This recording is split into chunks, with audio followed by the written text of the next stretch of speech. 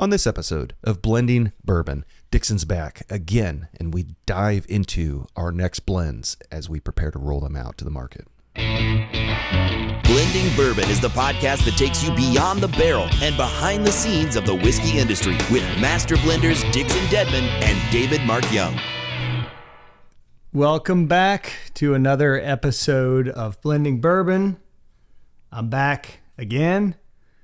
Dixon Dedman, 2XO Whiskey, joined by my counterpart, the David Hasselhoff of American Whiskey, Mr. David Mark Young, as well as the talented artist formerly known as Peacock, our good friend, Myerton McHugh. What's up?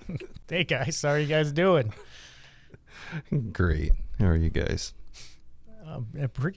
Pretty good, yeah. I think the last time I saw you was a couple weeks ago for a tasting, and how'd that go? Oh, it was great. Great sales, and the venue sold a lot.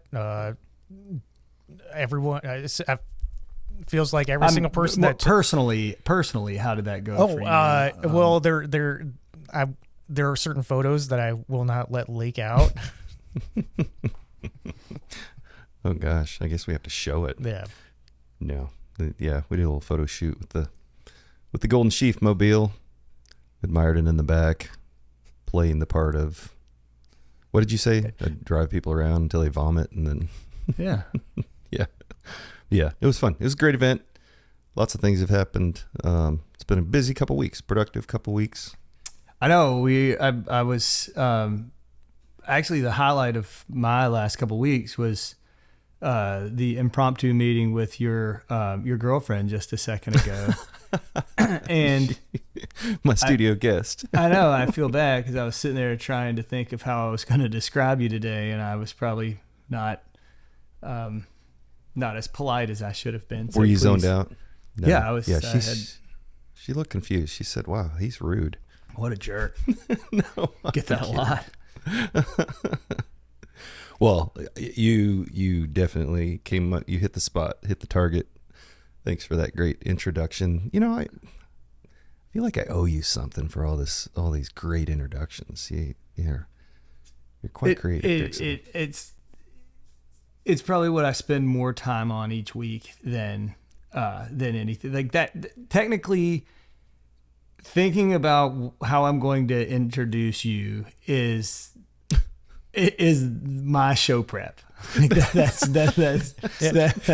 it. Well, with him being part of the one of those 3-letter associations, it's really hard to dig up that stuff. So there's a lot of effort to go digging up that material. So I applaud you for that, because as someone that does research, I'm having trouble digging up what you're able to dig up there, Dixon. This is a sick and twisted place right here. I can only imagine what goes on up there, and I know probably only a small percentage of what happens up there actually makes it out to the real world. Also a good thing. Yeah. Well, legit, it's been crazy productive, right? I mean, I just returned from Kentucky after doing some bottling down there. You know, everything's kind of going in fast forward 10 times the speed, I feel like. Yeah, but it's great to see you in person. Let me back up just a second. Please I want to say, I'm very sorry about not being able to make it. Was it last week or 2 weeks ago? 2 weeks ago, I had all those flight delays, but you had a great conversation and interview and with Sherry. In general, I would assume that most people were like, yeah, that was great to not have that clown on there and actually have somebody that we had some, actually Sherry knocked it out of the park. We've gotten some great feedback from that conversation. You know, she's the real deal. She's the OG, I feel like. Yeah. As far as women in whiskey, and she's seen it all and done it all, and I hope that she writes a book. She's just got a ton of knowledge. And matter of fact, I invited her back. She's looking forward to meeting you. We should definitely plan on having her on. And I felt horrible about cutting it short. We had a 45-minute discussion, and that was it. It was just barely scraping the surface of what she's seen, and she's also a good storyteller. She's very well spoken. So yeah, that was a great episode. Would have been better if you were here. Sorry to miss that one, but I can't remember. Yeah, I think that was my trip to Baltimore that got delayed, and right. Yeah, kind of turned into. Somebody's got to go out and talk whiskey and drink whiskey. So yeah, I get it. That, or sit in the Admirals Club Lounge in Charlotte and do Wordle. I just didn't think the fine travelers in the Charlotte airport would be like, oh gosh, we got to keep it down. This dude's on a podcast over here or whatever. So. Yeah. So when you're in those sky clubs and do you talk whiskey, talk about your brand? I mean, is it an all the time thing, or do you shut it down? No, I am.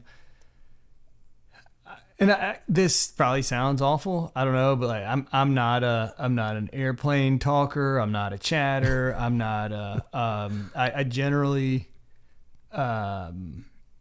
do everything I can to avoid wearing anything kind of branded or anything like that. I mean, I get to my seat, I put on my headphones, I pull out my iPad. Like, I am not, because the moment you land until you get back to that airport, it is nonstop.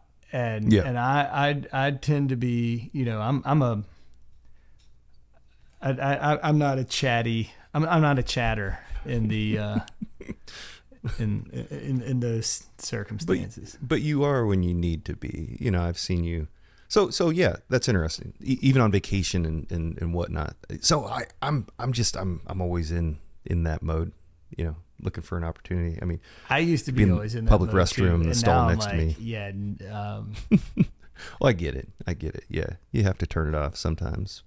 But I mean, especially when you get to your status, where okay, you kind of had a who's who of interactions while you were in Kentucky, though, right? I mean, you kind of crossed paths with a lot of people, right? A lot of people, yeah. So matter of fact, yeah. So I set some stuff here. So Marianne Eves, got to meet Marianne in person, the release of her new Forbidden, beautiful bottle, by the way. She autographed. I got one of each. Yeah, great gal. Matter of fact, invited her to. That's what I do, Dixon. I walk around meeting people, and I just invite everybody on the podcast. So she said she would love to join us on the podcast. So look forward to having her on. Yeah, I'll tell you kind of a funny story. So I'm with my business partner Sean. We're at Maker's Mark. By the way, we had that conversation a while back. I was talking about Willet and kind of the old school feel to it. And you're like, get out to Maker's Mark, get out to Buffalo Trace. And so that was the first time I had an opportunity to get out to those distilleries. Amazing experiences, like a kid in a candy shop. So we're sitting at Maker's Mark, and we're sitting on this porch and just kind of taking in the scenery, overlooking the distillery, the woods, beautiful farm. And I said, I signed up for an ambassador program years ago. And it just kind of occurred to me, that I'm like, there's a barrel with my name on it somewhere. And so I ended up logging in, and sure enough, I've got an account, and it says it was 6 years ago, September. And it says your barrel's mature. And, they send you socks, they send you Christmas ornaments. Sure. And, I'm a fanboy at heart of all the things. And so I go up to the front counter, and they're like, oh yeah, Mr. Young. They give me a little badge, and they're like, go down and you can dip your bottle. So I end up leaving there with my bottle of Maker's Mark. It's got my ambassador number, my name on it. And, they spelled your name wrong. There's no mark in there. There's no mark. Well, it's in the title of Maker's Mark. So Maker's. So yeah. David Maker's Mark Young. Yeah. Yeah, but it was just so random. Sean's like, you what? I'm like, yeah, I just remembered that. And yeah, so it was fun. I got to dip my own dip my own bottle in the red wax. It was exciting. How big's that? How stuff. big's that wax container? Is it like, I'm envisioning this huge thing, but I'm sure it's. Oh yeah, I almost fell in it. Yeah, no, they make you wear Oh, you got to wear goggles, the gloves, sleeves, and gloves. Yeah, all I the felt things. like one of those minions from the cartoon, but yeah, all the things. And this is for tourist purposes. This is not live production, and maybe it was, maybe it wasn't. I don't think it was the actual barrel that had my name on it. I don't think they, sent John out to Rickhouse X to retrieve my barrel. But no, I that's don't totally think what so. happened. That's But it was cool. It was a cool experience. That's the thing. People love the hands-on stuff. People love thieving whiskey. People love, filling their own bottle, drinking straight from a barrel and dipping their own wax. So that's cool. That's tourism. That's what distilleries are today. That's all these distilleries that they're building.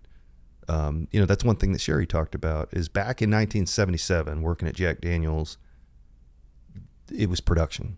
It would, tourism was an afterthought, the experience piece of it. So I feel like now, look at Rabbit Hole. Rabbit Hole was built around the tourism experience. You can see behind the scenes. It's tourist friendly. So it's just cool to see the evolution, and I get why it's such a big deal. I mean, it's one of the reasons why I'm so enthusiastic about or passionate. Was that our word that we agreed on? Passionate about Is that like a safe the word? industry. Am I supposed to? Is That's that the safe supposed word. Yeah, passionate. So when you say passionate, it's like, oh, okay, Dixon, next topic. Is that, is that what that is? I'm running out What are of you things drinking to there, say. by the way? Passionate.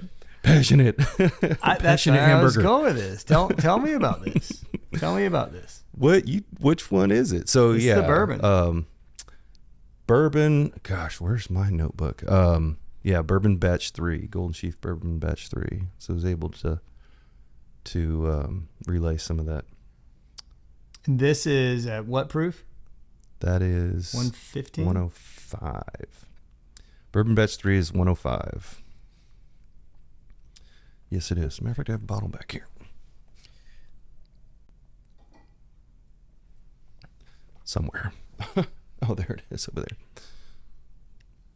Yeah, so Bourbon Batch 3, it's 3 components, leveraging once again the Louisiana component, the 80-10-10, which is the 8-year-old, but it's got some. So change the other. Again, it's got Indiana and Kentucky, but change the Indiana and change the Kentucky. So it's a 4-grain. It's 105 proof. It has some 10-year, some 9-year, some 8-year.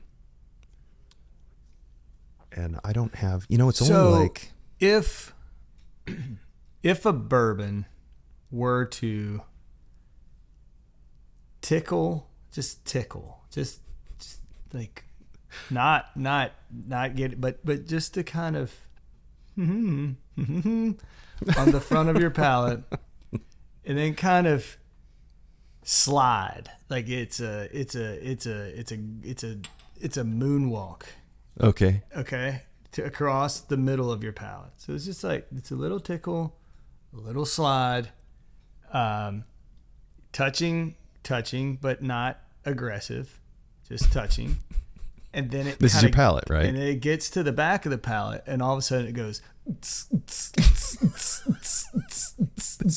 this is like I'm so glad we're recording. Little soft up front, kind of slides across the middle, and then this spice thing shows up, and it's like, hey, I just got here and I'm ready to throw down. And it's not like, oh, I want these people to leave the party. It's like, yeah, all right, things just got serious. This is about to be fun. Pump up the jam. Yeah, it's muted, and it just gets a little bit bigger, and it gets to the back of the palate, and then it goes, yeah, I'm here. Let's.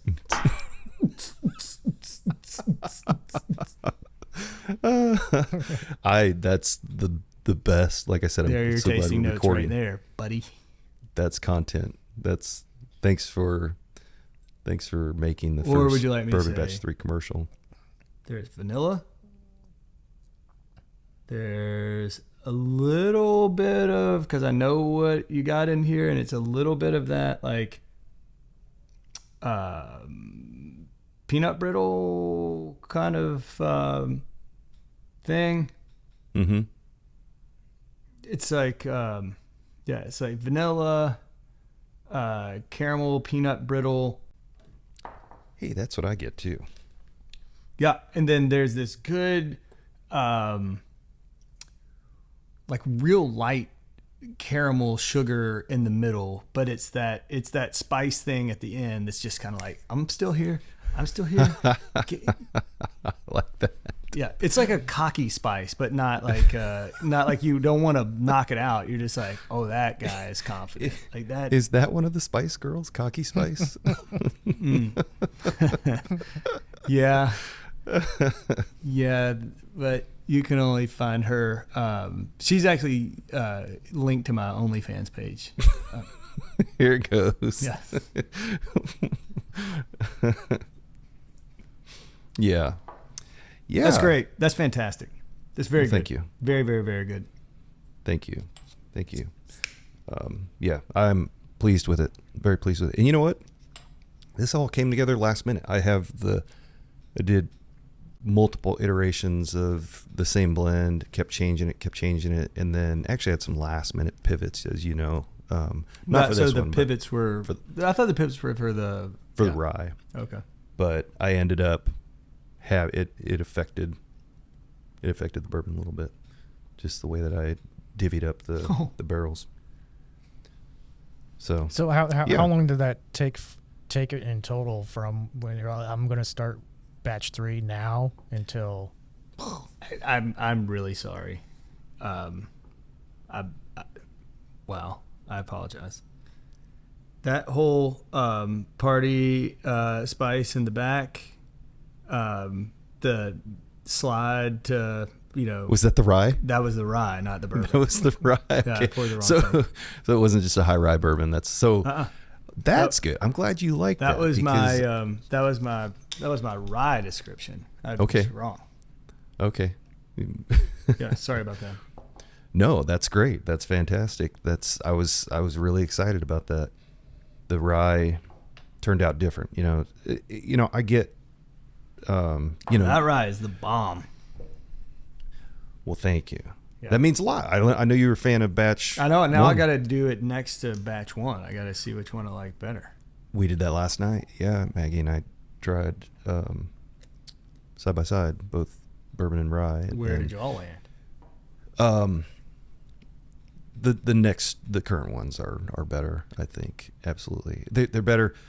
I have much more of an appreciation for, some of the things that you've done, from batch to batch. That's you want something in a unique batch situation. You're not trying to replicate what you do. That's that in and of itself is pretty complex and can be challenging, trying to repeat flavor profiles, but to create something different and unique from batch to batch, it has its own challenges. So you want it different, right? Mm-hmm.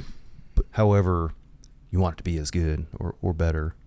And so that's fun. I really enjoy that. But It's funny, and I can't wait to have this conversation with you, in a couple of years when you're a gajillionaire and you're I like where you're going with that. all the things. But it is funny is like always like which one's your favorite, and Yeah. it's what I think what happens, especially if you do what we're doing in making different things and different profiles and different feels and different tastes and different, kind of conceptually different. And you work so hard to get one together that you kind of become like you get hyper focused on that one. Mm-hmm. And so when you get that one out there, you're like, oh, this one, it's this one, it's always this one. It's like what you're working on now. And it's kind of funny to go back and later kind of look at your look at your work or look at what you've done and look at it from a different perspective of like, this is what's out now. This is what I've been working on. This is, and I think you get, as you build that, like that's all you're tasting. Like that's all I'm tasting is whatever the tribute blend, or, you know, I mean, I've been the components of it versus my test samples, like you kind of like that just becomes, you're subconsciously just like that, like I'm looking for that taste. And right. So then sometimes your other stuff tastes naturally different. Right. But you've been, it's like, I've had so much of this lately. That's all I'm really thinking about. And it's kind of weird to go back. It's fun. Like I go back, I'll be, you know, I was in Texas a few months ago, and this guy brought out a batch 2, a batch 4, a 6, and a 7 of, you know, of bourbons. I mean, these are like 2015, 2016, 20, you know,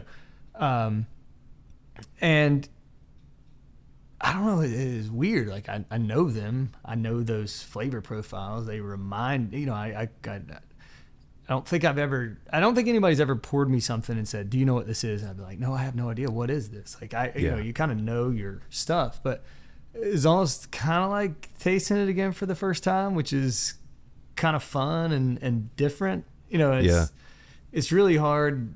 I did an event when I missed the thing a couple weeks ago, you know, and we had both the Phoenix and the Innkeeper's blend, and you know, it was just like, wow. I mean, the room was split. There was an ongoing heated debate about which one people liked better, which is really cool. Yeah. But I don't know. I guess I had been tasting Tribute so much that I was, you know, I kind of felt like I was doing that for the first time. Well, a couple weeks ago, Myerton mentioned that tasting, and a guy, Steve Nielsen, which I think you know Steve. Steve was at Whiskey Fest, great big beard. He's a guy, amazing palate. He brought in a bottle of he brought in a bottle of Golden Sheaf Batch 1, and he had about a half a bottle left, and he it was nice that he brought it in and said, "Hey, you know, thought folks are trying your current stuff, maybe they'd want to try this." And I'm like, "Are you sure you want to leave that?" He was like, "I've got 3 more bottles at home." So it was cool, man. Ever got, but Hey, move to Omaha, Dixon. It's easier to get product. Hey, I did get you batch 1 or batch 2 rye and batch 3 bourbon before anybody else. It's not even in the market yet. So I'm just saying, now that's bourbon. This is the bourbon. Yeah. So by the way, the rye that you tasted was 110 proof. That was okay. So the bourbon is 105. I'm not gonna lie to you. You know, this I love this note. This has now the first time I really noticed it was in some of the Willet purple tops. It's like this almost like grape, like it's not like the like super synthetic grape candy, but it's this like grape sweet grape note, like the purple grape, like almost like sweet tart kind of thing. Yeah. See, I get to sit over here and imagine these tastes that you guys are, your palates. So this is because the way that you're describing it, Dixon, I can now taste that sweet tart grape. So that's an interesting note. Yeah. It has a hue, a purple hue to it, grape hue. I get that. So this has this like little bit of earthiness on the front end, like a little bit of earthiness. This doesn't do what the other one did. This one goes to about the mid palate and then just goes Like it just Yeah. spreads across it, and there's a coating, like there's a viscous, like syrupy quality that grows in it, and it feels like it just spreads, like it just completely spreads across the back, and it's not a long. It's like the feel is long. The finish is slightly spicy, but this thing is still like there. Loitering. This is great. Well, thank you. I feel like we must have had this conversation, or at least similar. Yeah, that's right. You came into the lab on Monday, and I was trying to think of who was describing it similarly, and actually someone else was. Ryan was also there. Ryan Cecil was doing some work checking on some of his blends, and so got to taste some of his stuff. It was pretty Like amazing. Oh gosh, what is it? Bananas Foster kind of thing in the middle. Like it's Okay. it's not like banana. It's like if you flambéed the banana with some like sweetness on it. Yeah. Somebody else said something similar, like a banana pudding type of with vanilla wafers. So Yeah. when are these coming out, David? Your rye batch 2 and bourbon batch 3? Here in the next week or so. Okay, It's so just by a the matter of time this getting them. episode comes out, it should be starting to hit shelves probably. Yeah, we should. You said this was a 4 grain, but this has got to be, if you did the math, this has got to be, I would think, 20+% rye. It's, I believe, and I have my notes. It's in there. It's actually a little bit less than that. Is Give me it? 2 seconds. I'm going to grab. Yeah, so it ends up being, which one are you on? Bourbon? Yeah, I'm pretty sure. Yeah, so the bourbon. By the way, the rye is a little more complex. It's got 5 different components to it. Ends up being it's only 7% rye in the bourbon. It's got a high concentration of wheat. But it's only 53% corn. It's about 30%. I like my. Which one was the Louisiana? Is that the wheat or is that?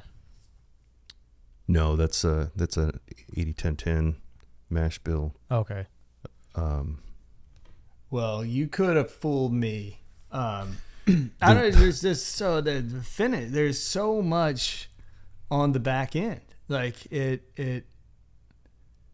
Not, and it's not like it's not this overpowering spiciness. It's just like that. It lands.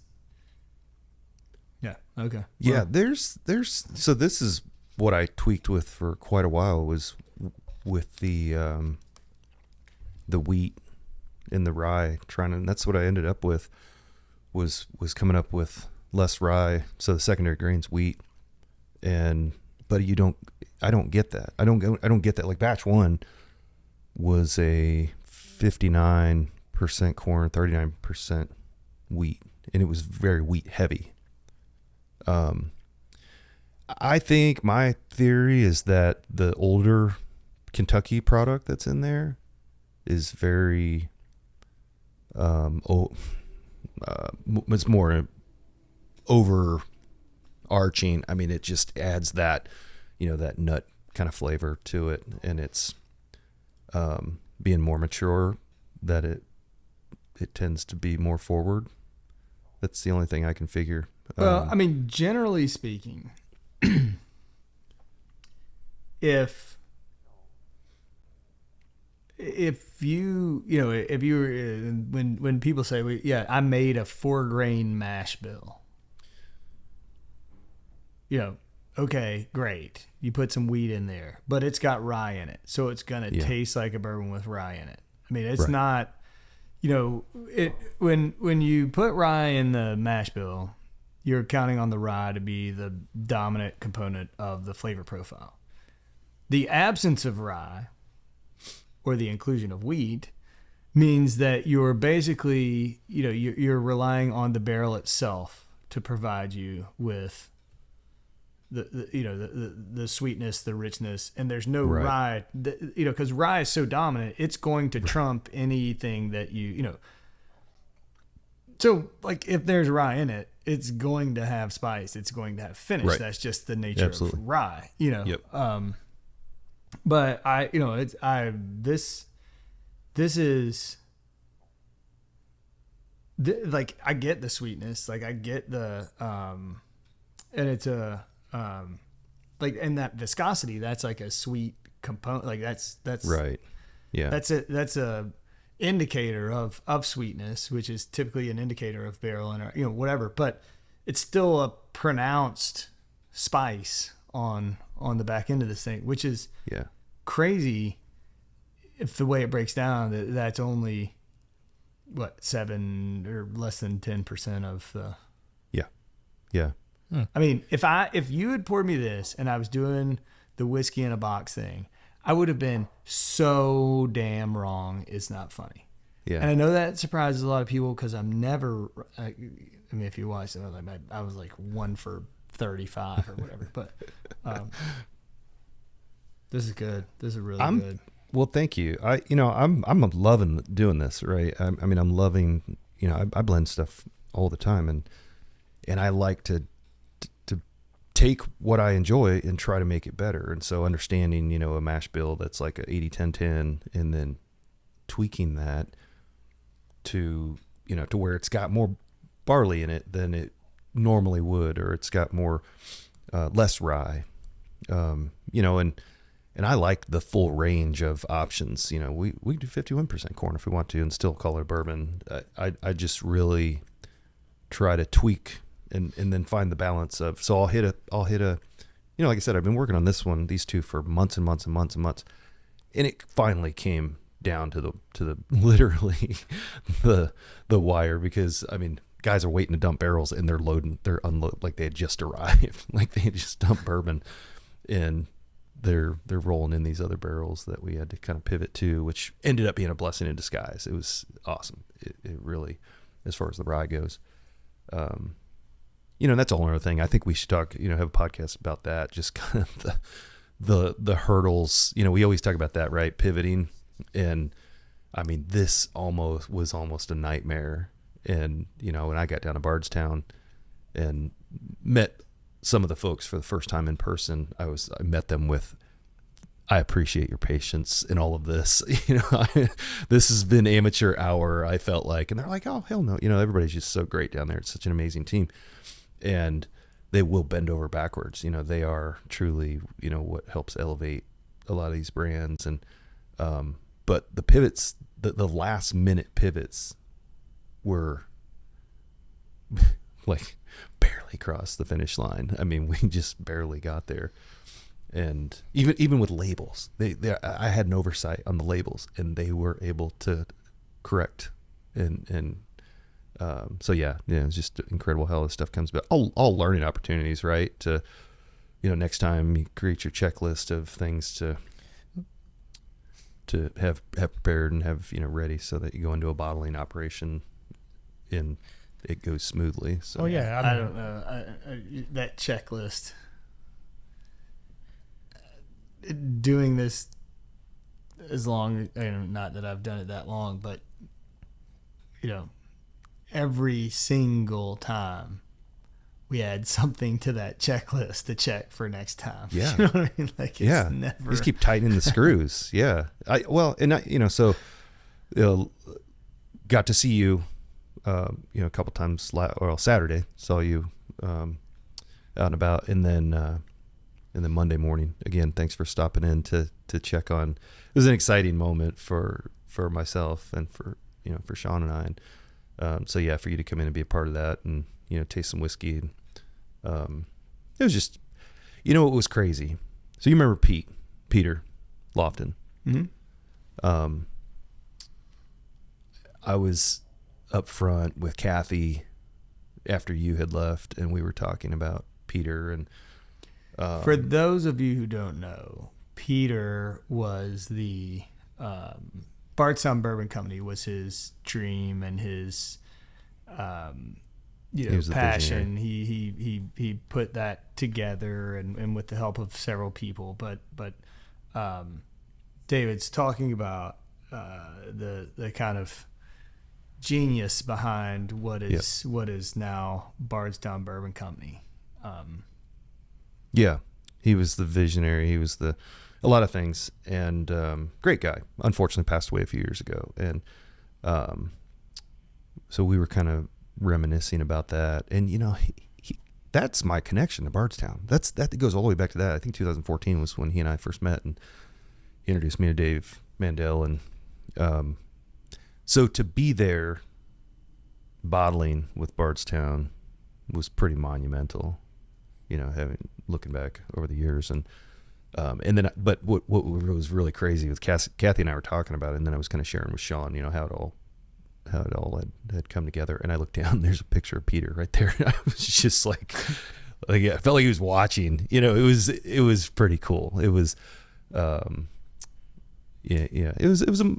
had a moment, and there were a lot of great things coming together full circle. But yeah, grateful for that connection with Peter, and that was where it all started. And I just realized that we're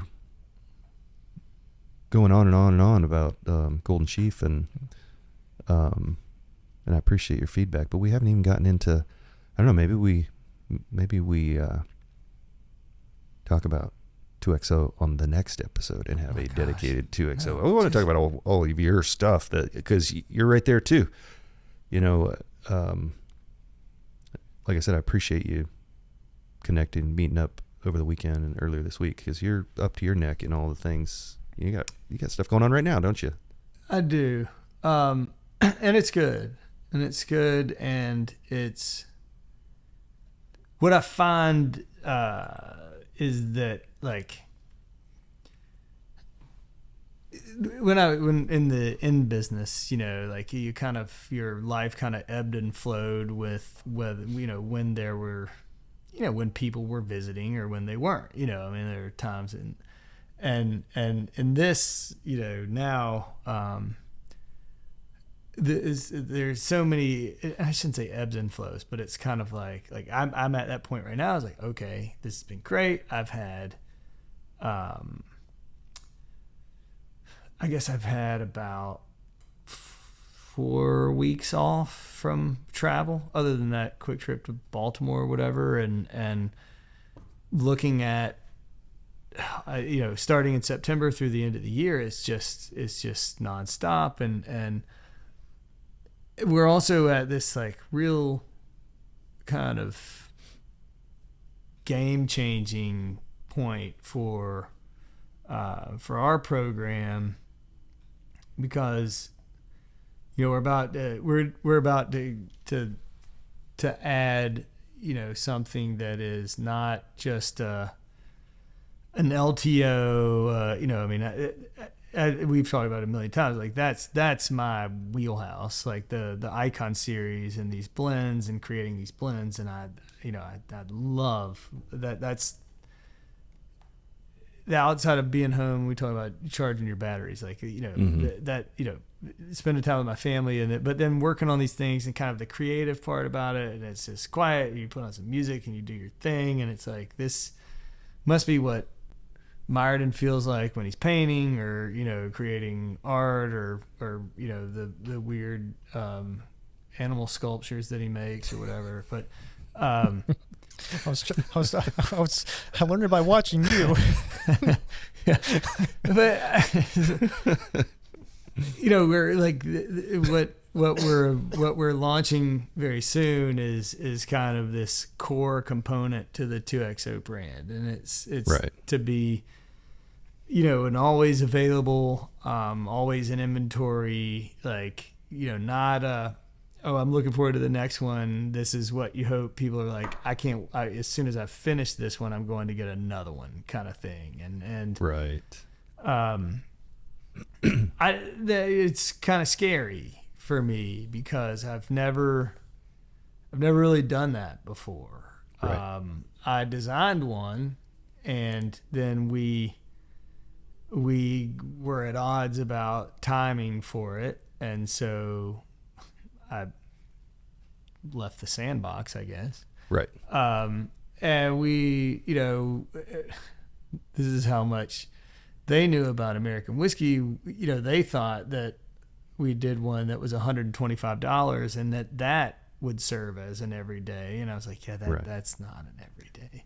Yeah. Anyway, it's just kind of interesting and trying to, it's a different challenge, right? Like it's a different challenge to say, hey, I'm like this thing that I've made right here in this moment, I've captured this in this collection of these barrels, and it makes me so happy, and I want to put it out. Like that's one thing. You say, okay, yes, give me 17 of these and 35 of these and 44 of those and 27 of those, and put it together, and boom, that's like magic right there. Right. Yeah. But then trying to create magic that you can replicate, right? That you can do over and over and over and scale and grow and build, like that's a different situation. Right. That's a different, it's a whole different animal. But I cannot, I could not be more excited about kind of the feedback that we've gotten, the general response. I got some of this together and got it out, and it's just kind of fun to also be able to offer what I think is a really interesting and unique product at a price point that is approachable, and people don't feel like they're having to like commit everything they've got to have it, and then you can finish it and go get another one. And I did all the stupid tests. I would take it, I would take that American oak and taste it blind next to 5, 6, 8 other bourbons in the same price point at the same proof, and not only did I feel like it held its own, but I felt like it offered things that some of the other brands, in terms of the viscosity of it and kind of the mouthfeel and complexity of it. I really think I'm really proud of it, but it's been a long time coming, and it happens every time. But like that was one when I actually, like when we put it in the bottle, and it was in the bottle, and they handed me the bottle and the finished package, and I think, holy shit, did it take a long time to get here and to get to this. And not that there's not a lot more work to do, but just like that was a really long pregnancy. But you gave birth to it, and so what is the price point, and when does that?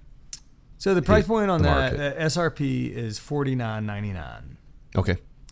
And it should be starting to hit markets early September. That's the American Oak version of from the Oak series of 2XO. And that's what this is, right? Yes. Okay. Yeah. Man, I can tell you're proud of this. This is huge. This is, first of all, it's amazing. I can't get nearly as animated as you do during your reviews, but this is delicious. This is, what proof is this? 92. Very smooth. Man, I get some first sip. I get some cherry, almost dark chocolate cherry. Yeah, beautiful, super smooth. Yeah, I could see this being an everyday drinker. This is so that that's the one that I put those 8-foot long chains of charred oak into the barrels for anywhere from 8 to 9 months, and so it's a double oaked. It's the equivalent of the surface area of a new barrel, but we inserted that amount of charred oak into the barrel, and instead of rebarreling, for lack of a better term. So yeah, I saw those guys ripping them out. It looked like a scene from The Matrix. It was pretty cool, pretty intense. But yeah, this is amazing. This is really good. I'm kind of surprised for a $50 bottle. This is good. I I would have just assumed this is a $100 bottle. This is very, very tasty. And then, I appreciate it. And then your well done. Congratulations getting here. This is going to be exciting to roll this out. You're going to get a lot of attention from this one. I'm looking forward to seeing it in storefronts and I see that the label. I love the label on your tribute blend too. That's your family crest, right? That's the family crest. Yeah. So we're bottling those two things simultaneously in two different So, I mean, we dumped that first, and then then we do the tribute blend, and tribute is kind of fun because it's similar to what you were talking about, the components. All those in the Icon series are individual components. But what I've done is each time, so when we start that run of dumping barrels, I dump one component and then have them put all the components in separate tanks. And I pull samples of each component, and then, approve that. They blend it, approve that. But I pull enough samples of each component so that we can do these cool deconstructed tastings after the fact. So, we've got 3 or 4 set up where we'll go with the tribute, and so we'll taste all 4 individual components, and a lot of times we'll do it with a chef, and we'll kind of pair it with a little tasting course, whatever, and then we'll taste the finished blend. And that what is amazing is, these people, you get through the 4 components, and they're like, not crazy about the first one, love the second one, hated the third one, fourth one was weird. Then you put them all together, and I fucking love magic. It. And it's just, it's kind of like, so we did, all that dumping, all this kind of going on at the same time, all the feels, all the emotion. Yeah, it is. Myron just made a note to bleep out the F word. No, I'm going to capitalize it. Fuck that. I'm putting that. It's effing delicious, man. I don't censor you guys. This is unplugged, unfiltered, man. Yeah, I know. Yeah, even when you fuck up and call a guy tipping a top hat a golfer. No. Yeah. Look, I think this is kind of funny. It's kind of funny in our conversations, and I'm sorry. Obviously, we didn't get to spend as much time together when you were here because I had a million things going and you had a million things going. But it's kind of fun to, be in the same, not necessarily in the same space, but be in the same space, doing the same things and all that, and it's cool, man. Excited for you, excited for both of these things that you let me taste, and I'm I don't know about you, but it's it's everything to get it in the bottle, right? Mm-hmm. You get it in the bottle and it's in a box, and you can hold the bottle, and you have a few to give away to some people, and that's really cool. And that's generally the point where I'm like, oh, gosh, okay, man. But it's just getting started. From a consumer point of view. All of that shit. We got through the cork issue and the label issue and the box issue. Glass, whatever. And all this shit. Golly God, it is in the bottle. They're all done. We figured out the problem with the labeler and the thing that applies to the capsule. Oh, God, it's great. And then it's all right, now you hit the road. Now you support it. Yeah. Well, from a consumer perspective. Okay, here we go. Okay. It starts at, release day. Okay, it's on the shelves and boom, but it's been going on and on and on and on and on. And I get it. We're scaling. So the progression from, batch 1 on up to these most recent versions that we've put out. Yeah, it's the bigger the volume, the more complex. But I love it. Like I'm now, like it's like okay, it's in the bottle, it's done. It's like all right, let's go. Like I remember this point with Kentucky Owl a little bit, where it was, and I was like, I'm not trying to sound like a huge asshole, but spent 2 years with a lot of travel, and it was like intro travel, right? It was like, hey, this is the first time we've released product in Chicago. It's the first time we've released product in, it's like you're in there, you're trying to, tell them what makes you different, what makes you unique, what makes you special, whatever. Like that's kind of the grind. Like when you walk in every time and you have to be like, hey, I'm so-and-so and this is my brand and this is what makes it different. This is what happened, And it's kind of, what's fun is like once you get these partners and they start, you're helping them, they're helping you, you're working together and all this stuff. And it's not, it's not like a first date anymore. It's like, oh yeah, we've been messing around for a long time. And, it's not a first date anymore. It's like they're these market visits turn into booty calls. You know what I mean? It's a whole,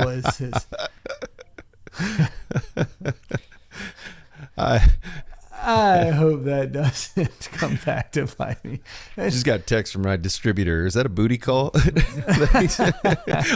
is that Myerden's notes? Are you my note taking of booty calls at notes? 51:30? Yeah. And with that, gentlemen, I will bid Thank you a very good much. Afternoon. Thank you. This is Great. concludes being our back. final episode. Yes.